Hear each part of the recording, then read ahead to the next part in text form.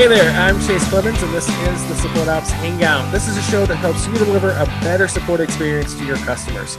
We've got some of the best support pros in the business on our crew, so before we dive in, let's go ahead and make sure you know all of them.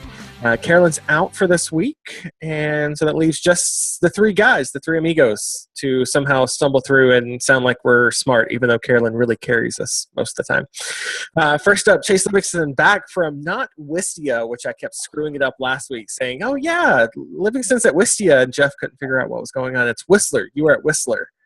Yes, in Whistler, British Columbia. So I have not left Automatic to join Wistia. Was at the Automatic Grand Meetup last week and had a lot of fun. Saw some bears, right?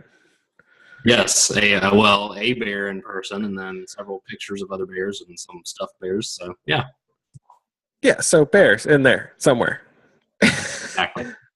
And then from Wistia, I really fell off the train with those titles and everything I was giving you, Jeff. So we'll just call you the Magnificent Jeff. Does that work? Just Jeff is fine. Just thank you. I appreciate it. I forget who I was talking to last week, but I was talking about there's this great Mac app called Jeff that makes GIFs for everything that you might need. That saves it to Dropbox, and it's really handy and everything. So I was ranting and raving about how great this app called Jeff was. And the other person was like, Jeff from the show is really nice, but I don't know if he's as great as you're making him out to be right now. I was like, oh, well, I mean, he's great, but the Mac app, that's even better.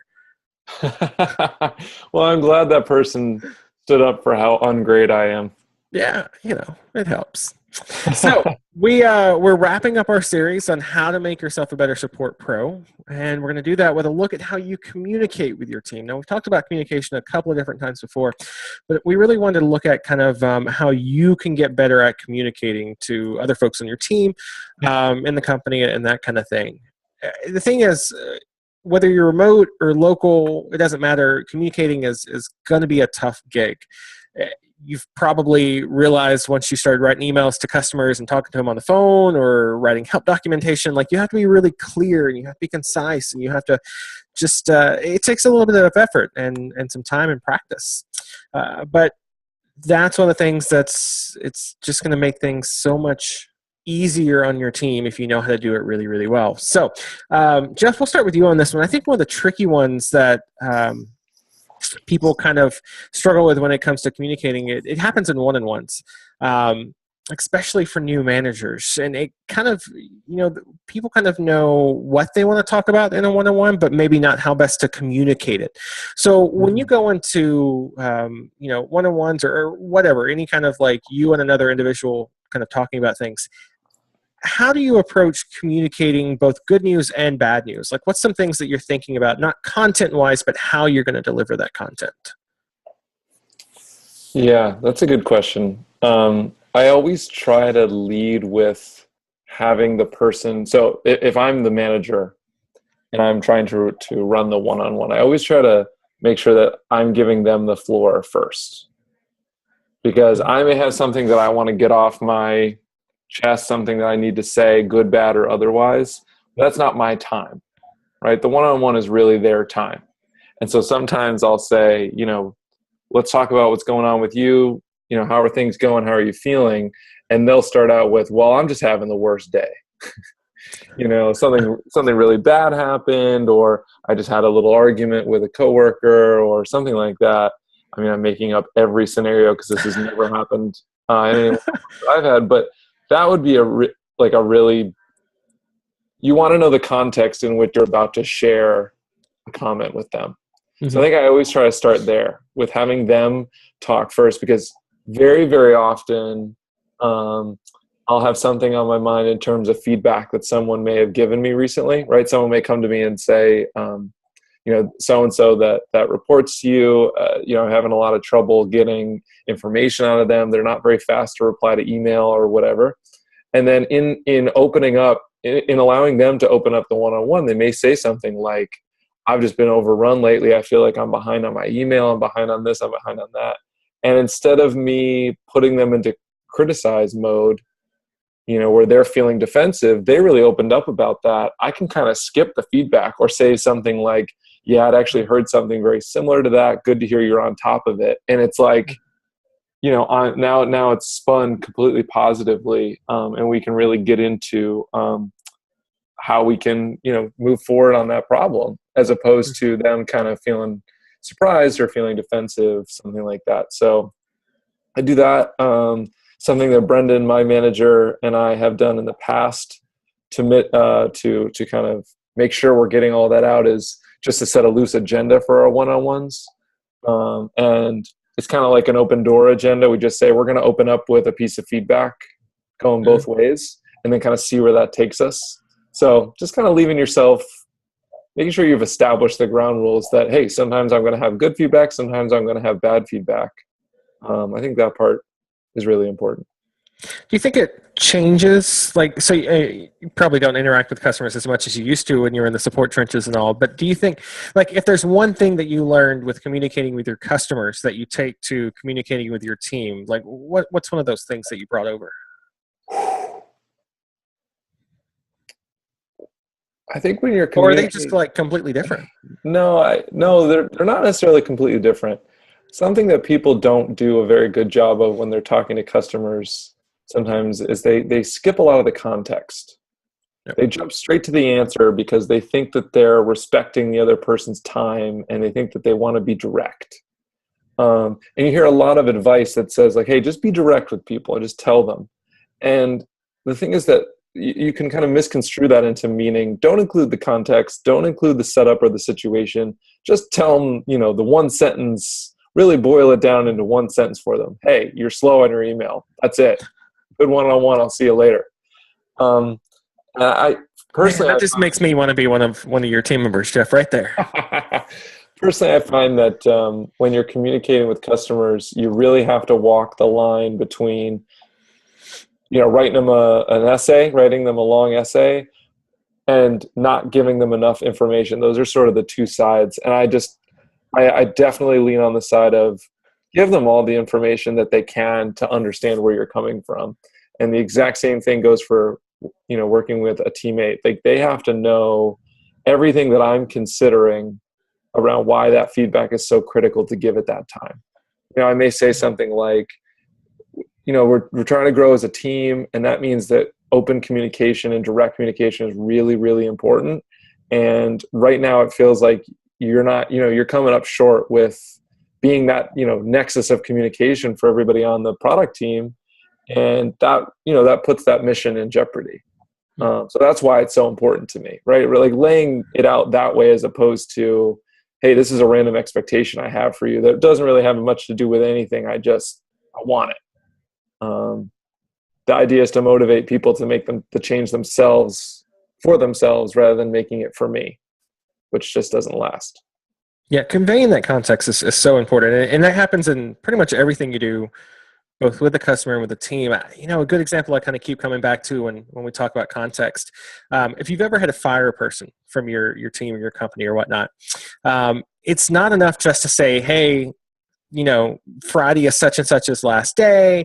They're moving on to do X, Y, or Z. Like, everybody give them well wishes and all that kind of thing. If you don't give context about why all that's happening, then people just make it up. They just start inferring and assuming, and the next thing you know, you've got stories going around that are usually completely contrary to what actually happened in the context. Same thing for, you mentioned earlier where you're like, yeah, you're slow on emails. Like, you suck, speed it up. Like, the context there might be, well, maybe this person just is maybe it's a season. Maybe it's, Livingston had mentioned with Automatic, like at the first of the year, everything kind of speeds up because people are like on the blogging bandwagon as one of their resolutions and stuff. So naturally, you're going to have more emails when that happens. Maybe that's the context for while they're behind. So Livingston, Automatic, famously known for its asynchronous, written communication through P2 and all that.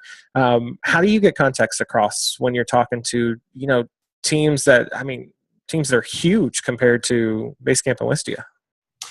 Yeah, that's definitely, it can be a challenge. And I think I'll probably echo what Jeff said, is just laying out all the facts and all the information that you have, err on the side of maybe too much information rather than too little information. We have some pretty epic P2 posts sometimes to read, but I think being a remote and an asynchronous sort of heavy communication company, it's just better that way. I mean, it's worth spending the time to read something like that in order to get all the context and all the information that you need. So I think in general, that's, what happens. And when that doesn't happen, that's when, problems occur.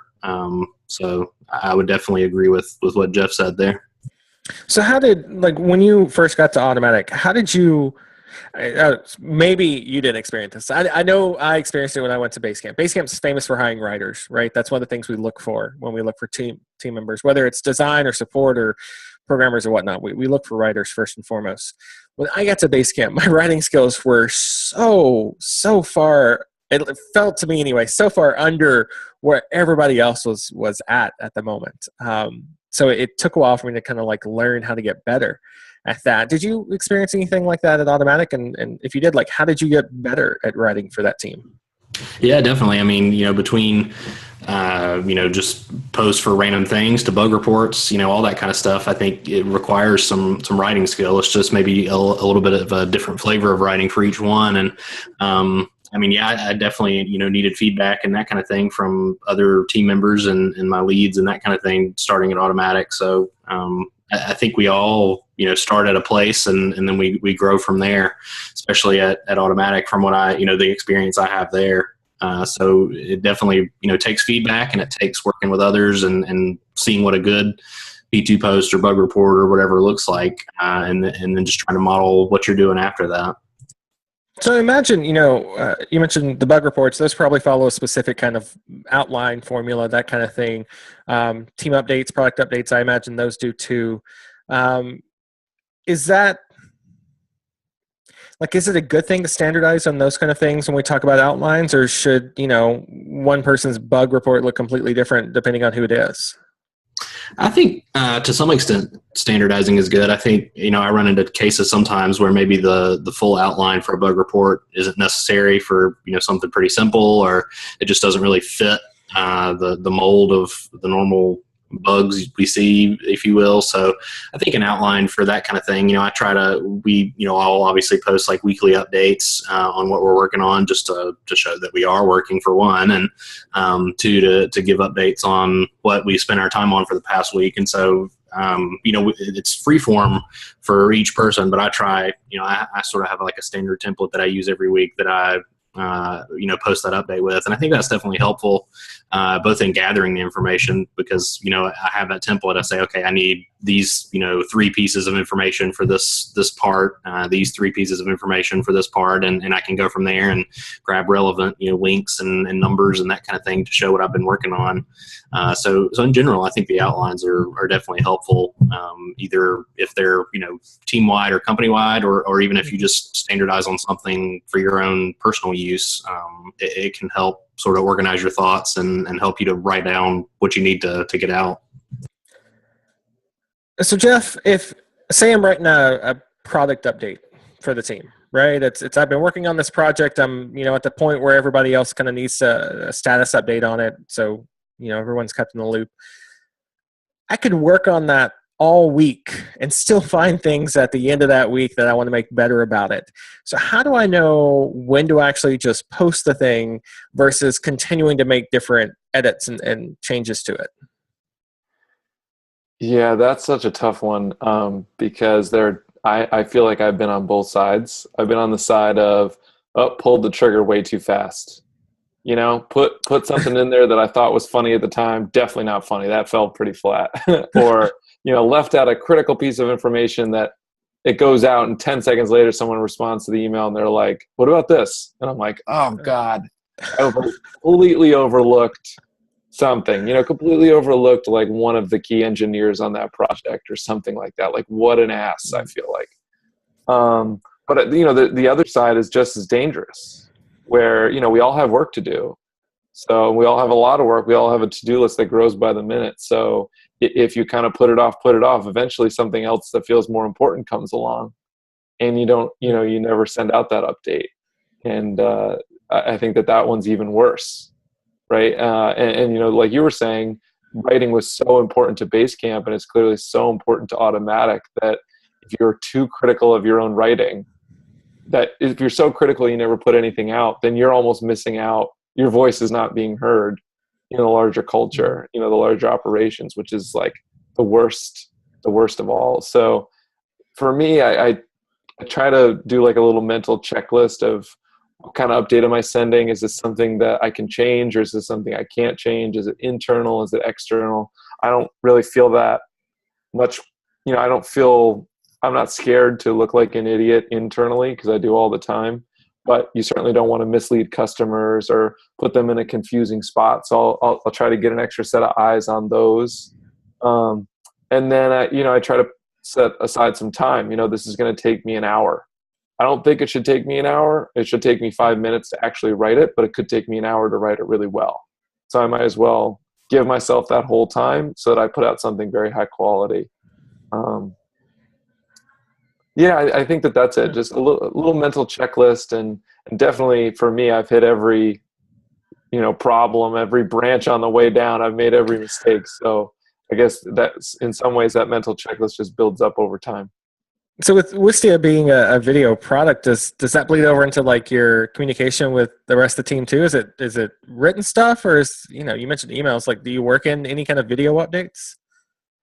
Yeah, we do, especially around product stuff, something that you're trying to show off. We do video updates for that kind of thing.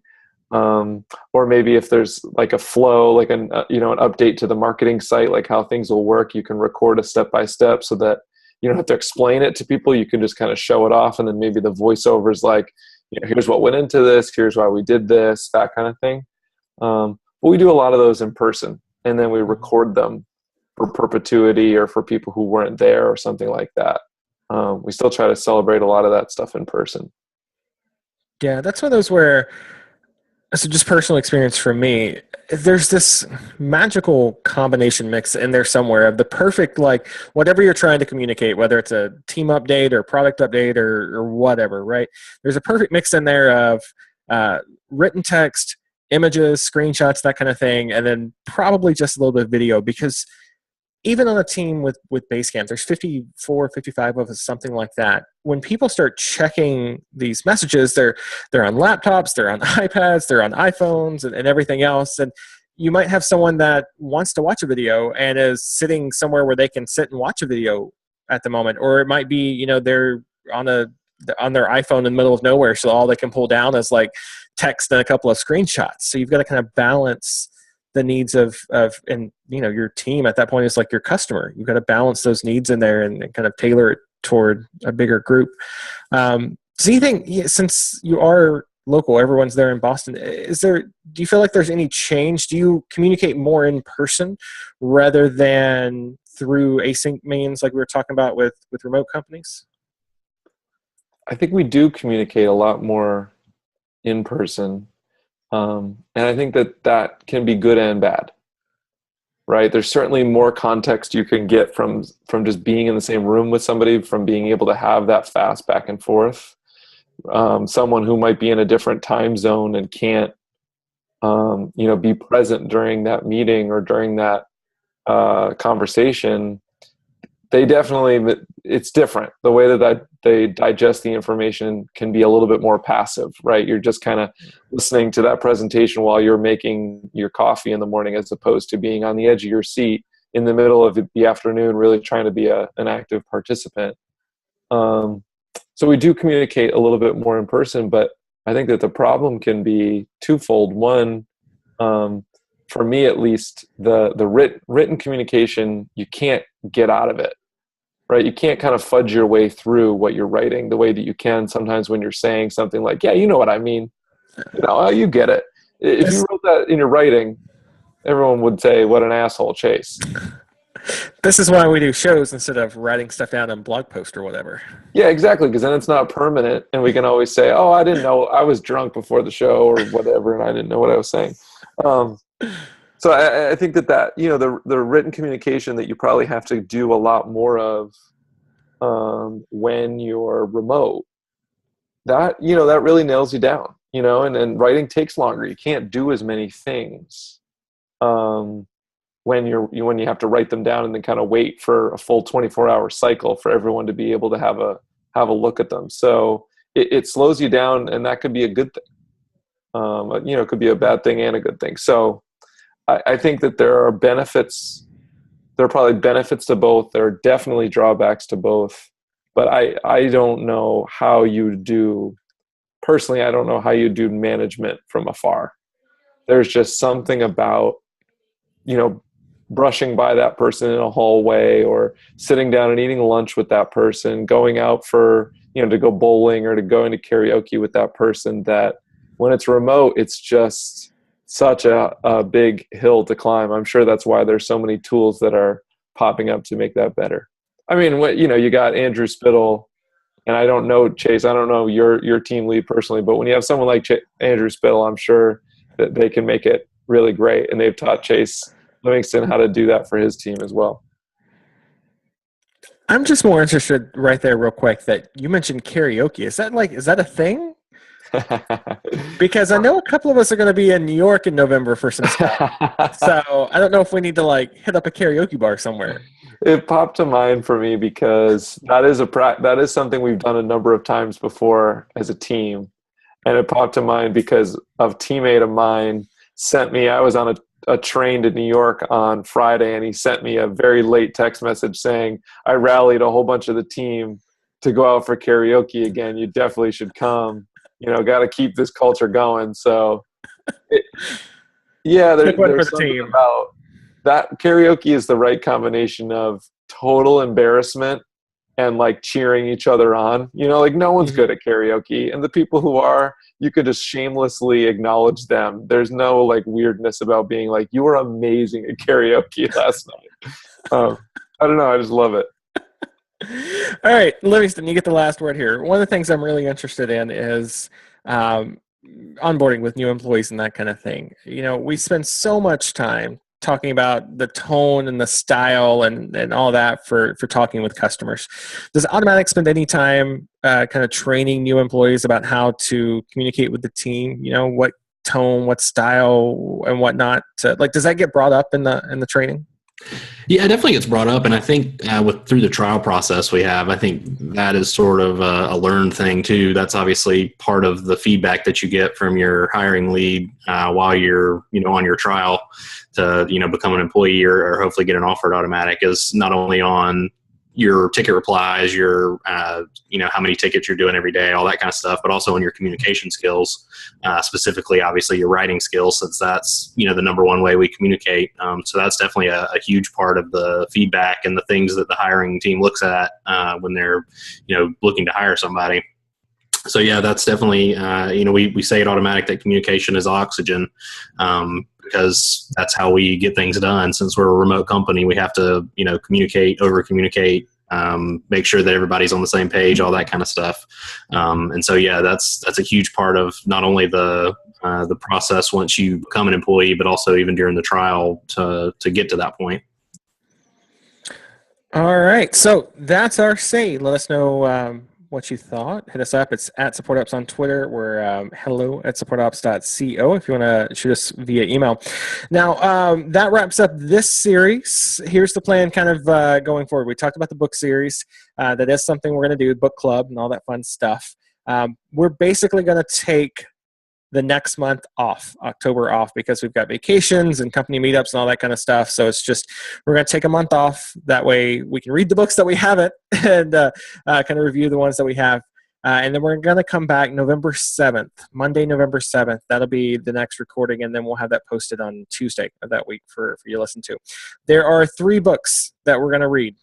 And those 3 books are, the first one from Jeff, because he said it was great, was Creativity Inc. The second one, Hug Your Haters. And the third one, Turn the Ship Around. Thanks to everyone that did send in some different book suggestions and all that. We're probably going to do this again next year. We just figured we would start with 3, see how it went. And that should carry us through the end of the year and all that fun stuff. So again, those 3 books, Creativity Inc., Hug Your Haters, and then Turn the Ship Around. I'll have links to those where you can buy them online and all that kind of stuff. That'll be up in the show notes at supportops.co, or it'll, if you're on our newsletter list, you'll get that that way. So that said, we're going to take, like I said, about a month off, just a nice little fall break for us. And just recharge a little bit and come back on the 7th. So until we see you then, enjoy those books that we're going to be reading. We can't wait to talk about them with you, and just have an awesome week. Can we leave them with a cliffhanger? Cliffhanger.